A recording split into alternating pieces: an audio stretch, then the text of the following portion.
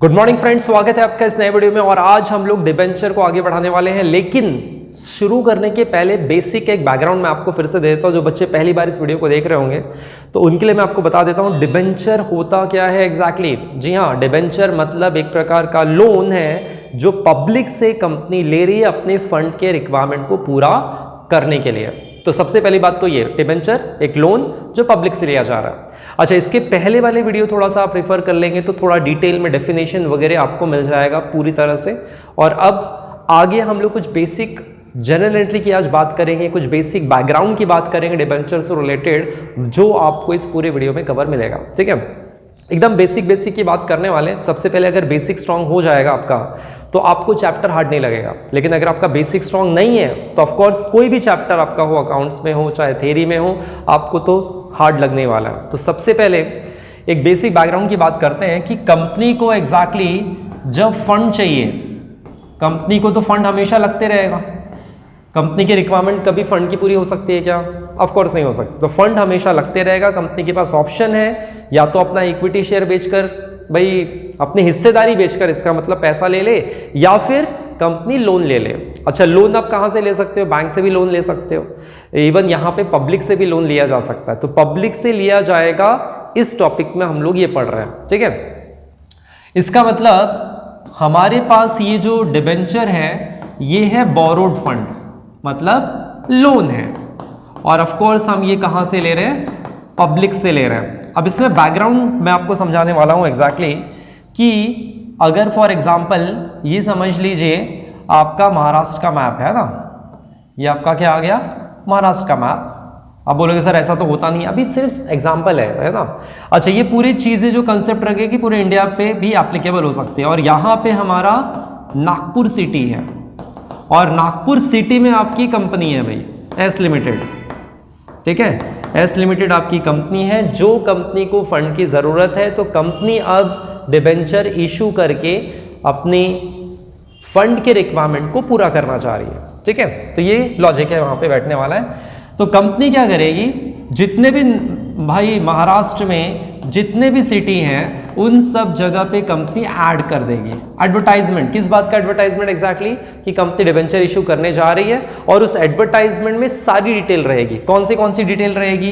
कि कंपनी कितने debenture issue कर रही है, नंबर ऑफ डिबेंचर कितने होंगे, इसका मतलब उसका रेट कितना होगा, उस पे इंटरेस्ट कितना कंपनी देने वाली है। ऑफकोर्स लोन है तो इंटरेस्ट तो देना पड़ेगा कंपनी को, है ना। ये सारी बातें लिखी रहेगी, डेडलाइन लिखा रहेगा, डेट लिखा रहेगा, कब तक आपको फॉर्म भरना है, कब तक आपको पैसे जमा करने हैं, कौन से बैंक में ऑफ कोर्स आपको पैसे जमा करने हैं, ये सारी बातें उसमें लिखी रहेगी। ठीक है, टर्म्स एंड कंडीशन सारी बातें लिखी रहेगी।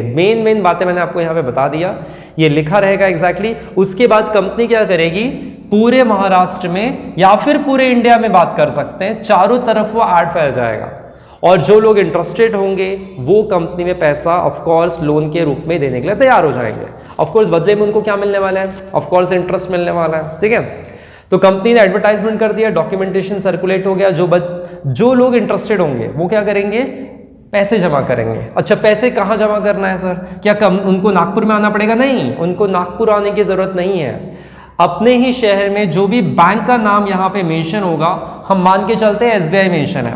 ठीक है, तो एसबीआई में अपने ही सिटी में वो लोग क्या करेंगे? फॉर्म और पैसे जमा कर देंगे। कौन सा फॉर्म जमा कर रहे हैं सर? डिबेंचर लेने के लिए। और सर पैसे किस बात के देंगे?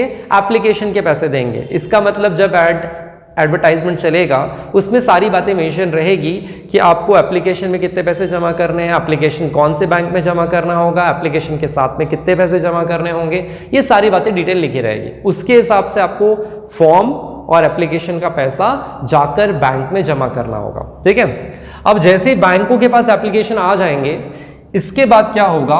एप्लीकेशन सारी बैंक जो रहेगी वो कंपनी के पास भेज देगी। अब क्या हो रहा है? फॉर्म कंपनी के पास आ रहा है। देखिए, फॉर्म आ गया कंपनी के पास, पूरे देश भर में से या फिर पूरे महाराष्ट्र भर में से फॉर्म आ जाएगा। अब फॉर्म का क्या होने वाला है? फॉर्म की भाई दो चीजें हो सकती है, या तो फॉर्म सिलेक्ट होगा या तो फॉर्म रिजेक्ट होगा। अगर कोई फॉर्म सिलेक्ट हो रहा है तो ऑफ कोर्स कंपनी उसको डिबेंचर देने वाली है। कोई फॉर्म रिजेक्ट हो रहा है तो कंपनी उसका क्या करने वाली है? उसके पैसे एप्लीकेशन के वापस करेगी। ठीक है, तो इसका मतलब दो ऑप्शन हो सकते हैं, या तो फॉर्म सिलेक्ट होगा या तो फॉर्म ऑफ कोर्स रिजेक्ट होगा। दोनों में से एक ही होगा। जिसका फॉर्म सिलेक्ट होगा उसको कंपनी डिबेंचर देगी, जिसका फॉर्म रिजेक्ट होगा कंपनी उसके पैसे क्या करेगी, ऑफ कोर्स रिफंड कर देगी। ठीक है। अब जैसे ही पब्लिक ने पैसे बैंक में जाकर फॉर्म के साथ में जमा किया है, वैसे ही पहली एंट्री आ जाती है। फर्स्ट एंट्री आपकी वहीं से शुरू होती है। फर्स्ट एंट्री कौन सी exactly, bank account debit to debenture application. मतलब पहली एंट्री जो आपकी आती है, ये पहली एंट्री आपकी ये होती है जब पब्लिक ने आपके बैंक में जाकर पैसे एप्लीकेशन फॉर्म के साथ जमा कर दिया, और वो एप्लीकेशन का फॉर्म का पैसा कंपनी क्या करती है, उसको कंपनी ऑफ कोर्स ट्रांसफर करती है। चलिए एंट्री के बारे में मैं आपको यहां बताता हूं, थोड़ा सा क्लैरिटी दिखेगा। तो सबसे पहली एंट्री कौन सी आ रही है, bank account debit to debenture application, debenture application. ठीक है, मतलब बैंक में पैसे आकर लोगों ने जमा कर दिया, अमाउंट यहां पे जो भी कैलकुलेशन होगा वो आ जाएगा, अभी हम क्वेश्चन में देखेंगे। ठीक है, तो उसमें आपको क्लैरिटी आएगी। इसके बाद सेकेंड एंट्री क्या होगी, ये एप्लीकेशन के पैसे जमा करनी है क्या एंट्री होगी, सिर्फ एप्लीकेशन मनी सबमिट किया है फॉर्म के साथ में विथ फॉर्म। सेकेंड एंट्री कौन सी होगी, एप्लीकेशन का पैसा आया, एप्लीकेशन के पैसे को कंपनी क्या करेगी, डिबेंचर में ट्रांसफर करेगी। तो एप्लीकेशन के पैसे को ट्रांसफर करने की एंट्री होगी debenture application account debit to percentage of debenture. अच्छी परसेंटेज में आपको कोई ना कोई रेट लिखा होगा। फॉर एग्जांपल हो सकता है 9%, हो सकता है 12%, हो सकता है 13%, हो सकता है 15%। तो ये परसेंटेज डिनोट क्या करता है एग्जैक्टली, इसमें ये डिनोट किया जाता है कि कंपनी कितना ब्याज आपको देने वाली है, वो परसेंटेज से डिनोट होगा। ठीक है, तो यहां पे आपका पूरा पैसा आया, पूरा पैसा आपने क्या किया, एप्लीकेशन का पैसा डिबेंचर में ट्रांसफर कर दिया। ठीक है, ये तो बेसिक एंट्री हो गई। अगर लमसम रहा, लमसम वाली एंट्री रही, तो ऑफ कोर्स एप्लीकेशन के साथ में यहां पे क्या होगा, अलॉटमेंट का पैसा आ जाएगा। यहां पे ऑफ कोर्स आपको अलॉटमेंट का पैसा इसके साथ भी ऐड करके दिखाना पड़ेगा। मतलब लमसम में क्या होता है, वो लोग एक साथ पैसा जमा कर रहे हैं, उसमें इंस्टॉलमेंट में कंपनी नहीं मांग रही है। ठीक है, इंस्टॉलमेंट मांगेंगी तो फिर जैसे शेयर में होता था, याद है आपको, शेयर में अलॉटमेंट के बाद फिर एप्लीकेशन के बाद क्या होगा, अलॉटमेंट ड्यू की एंट्री आएगी, अलॉटमेंट ड्यू के बाद अलॉटमेंट रिसीव, उसके बाद फर्स्ट कॉल ड्यू, फिर रिसीव। मतलब वो सिलसिला जब तक चलते रहेगा जब तक पूरे पैसे नहीं दे दिए। वो हो गया कौन सा, जब थोड़े थोड़े पैसे कंपनी ले रही है। और यहां पे जो मैंने अभी एंट्री बताई ये लमसम वाली होगी, अगर हम इसमें अलॉटमेंट ऐड कर लेते हैं तो लमसम में क्या होगा, कंपनी ने एक साथ पूरे पैसे ले लिए, इंस्टॉलमेंट में कंपनी नहीं मंगा रही है। ठीक है, अच्छा अब लमसम के बाद अब अगर हम इंस्टॉलमेंट में पैसा ले रहे हैं, जनरली क्वेश्चन आपको इंस्टॉलमेंट में ज्यादा आता है, तो उस केस में अब इसके बाद कौन सी एंट्री होगी, तो ये देखो एप्लीकेशन का पैसा आया, ये हमने ट्रांसफर कर दिया। इसके बाद कंपनी क्या करेगी, डिबेंचर का अलॉटमेंट का पैसा ड्यू करेगी।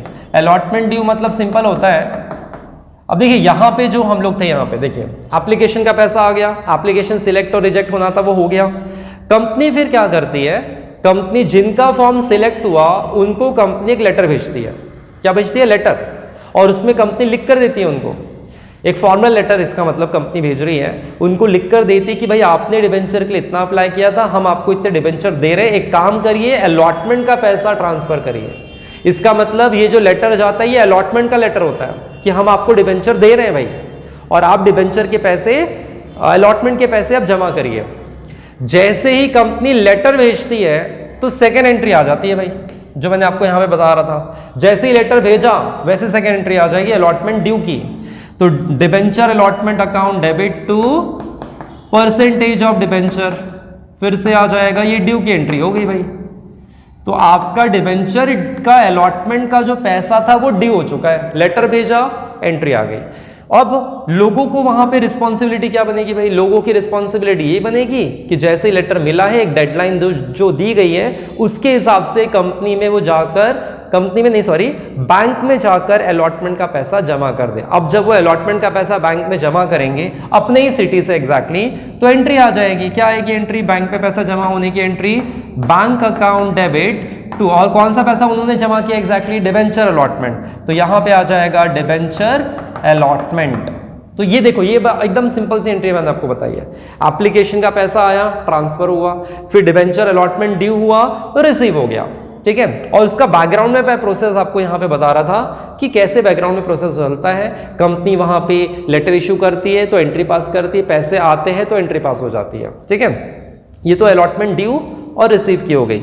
सेम प्रोसेस में ऑफ कोर्स अब जब अलॉटमेंट का पैसा आ जाता है तो कंपनी फिर से क्या करती है, फिर से कंपनी लेटर भेजती है। अगर दूसरा पैसा और मंगवाना है तो कौन सा सर, अब अलॉटमेंट के बाद कौन सा आएगा, फर्स्ट कॉल।